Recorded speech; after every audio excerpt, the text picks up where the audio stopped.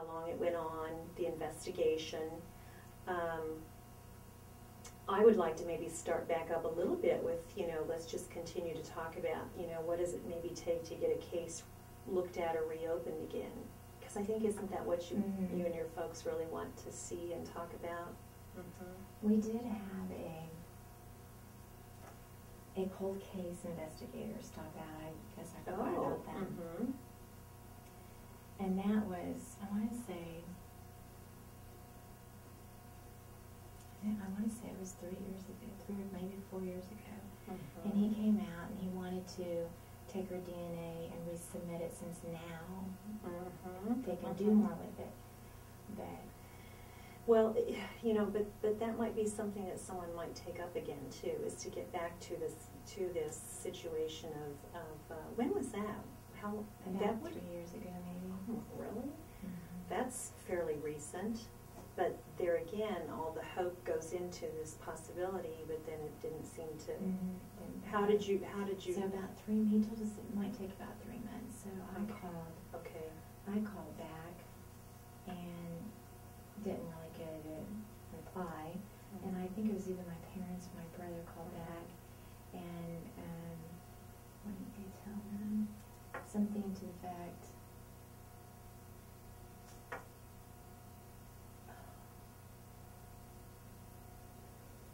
I don't remember if it was that it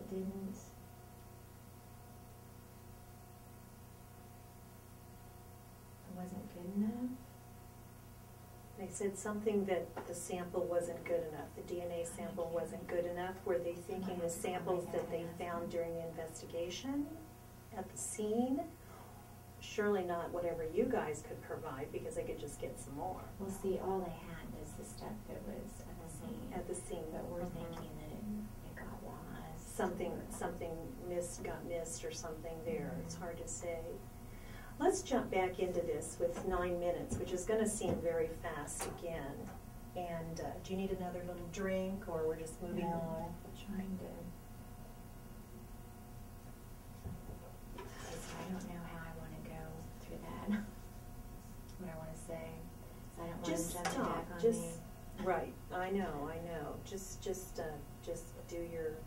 Let me take over and say something that probably might not even make sense sometimes. That's my problem. Okay. And just stay fairly close to the microphone. So. Well, we're back, and this is Joan with the Joan Jerkovich Show, talking to our first guest this morning again about the unsolved murder here in Salina. And this is Maria, who's here today talking about the murder of her sister at the age of 24 that happened 16 years ago. We're talking a little bit about, and especially go on the videos that I talk about, we're talking a little bit about, how do you actually get, a case that's somewhat cold case reopened? And she said that there was a little ray of hope when about 3 years ago, the KBI, Kansas Bureau of Investigators, they did show up and talk to you a little bit, or made some attempts. Yeah, we had visited with them a little bit, and they had hoped that whatever DNA they did have, they would try to resubmit it and get some information back from that. And we had called back and visited with them and hoped that they would have some answers, but I'm really not sure what happened with that. And you said that they had, in the video outtakes, you said they had actually called your parents home and maybe gave them some information, but none of it seemed very hopeful that whatever the samples they had or whatever that process was, it obviously 3 years ago you haven't heard any more. Right. Right. Yeah. Have you had any, and just in reading about families who've had, family members murdered in such senseless situations, have you had any place that you could turn for support?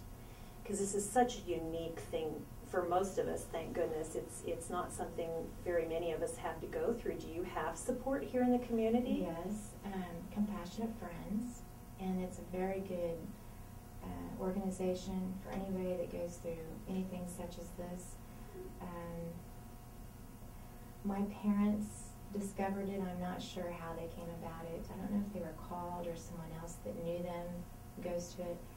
But it's been very good for them, and I have attended it a few times with them, but also as a sibling.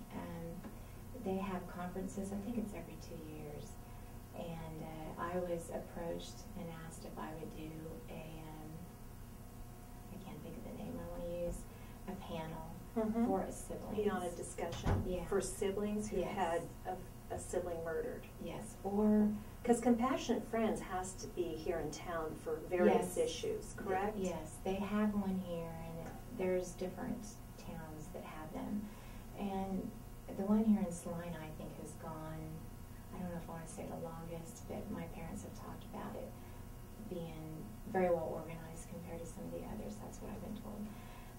So they've asked me to do it. I've done it a couple times now. There's been people from Colorado, Nebraska, Texas, Oklahoma that come up for the conferences. It's very nice. It's very healing.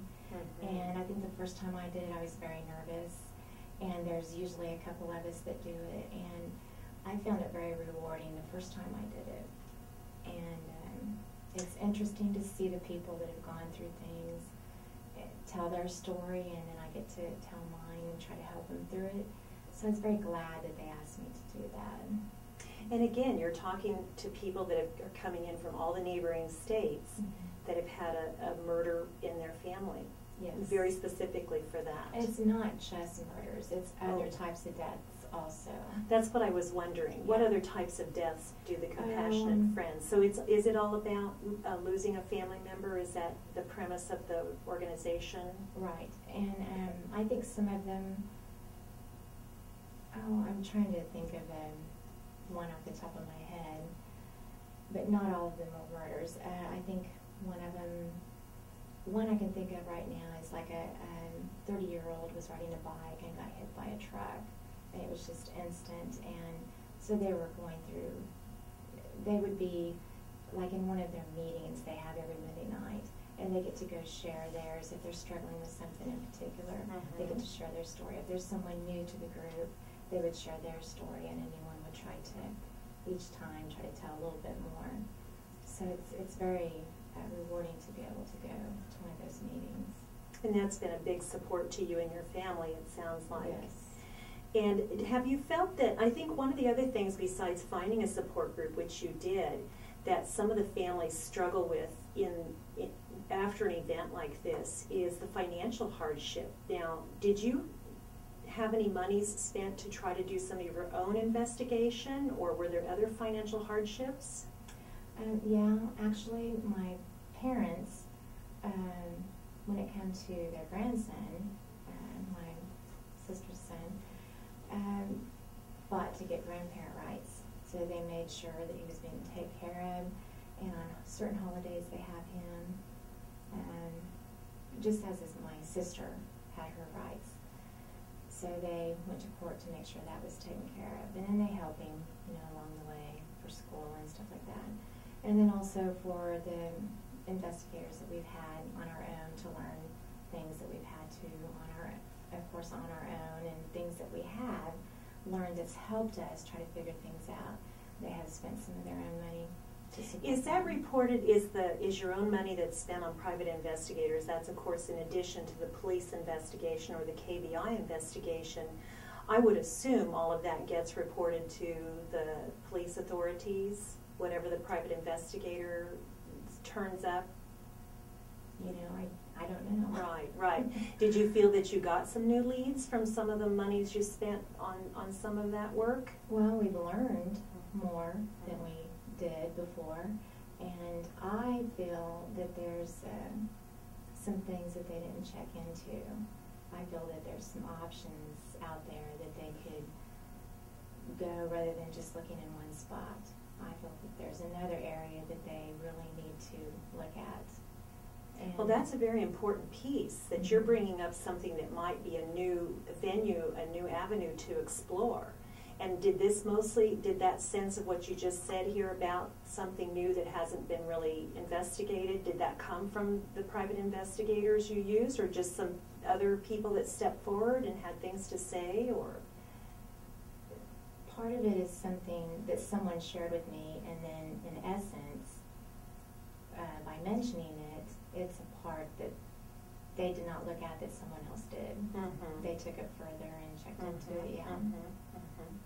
Well, that might be something, you know, that, and I think when we talked a little bit in our pre-interview, you know, you talked about you are feeling that there's something lining up, that it's time for you to maybe start becoming more active in trying to get this case reopened, and you know, see what, you know, maybe some things that can happen to come towards solving this. Do you have a sense that this murderer is still here in the area? And that's frightening for me to think about. Yeah, it is. I don't know that this particular person is in the area. A new person that you kind of have heard through the PI might be suspect, but you're not sure they're in the area. No, not that I know of, not that I'm aware of. And when this first happened, I was really scared myself that the particular person I think they believe is just someone that had lived in her area and was watching her. I don't believe it's anybody that anybody needs to be scared of. So I don't think it's that type of a situation. It was a personal thing, I think. Well, that's a bit reassuring that, you know, that this, to the public, I think, but certainly not, you know, a solace to you and your family, since this person or whoever it might be it's still an unsolved murder.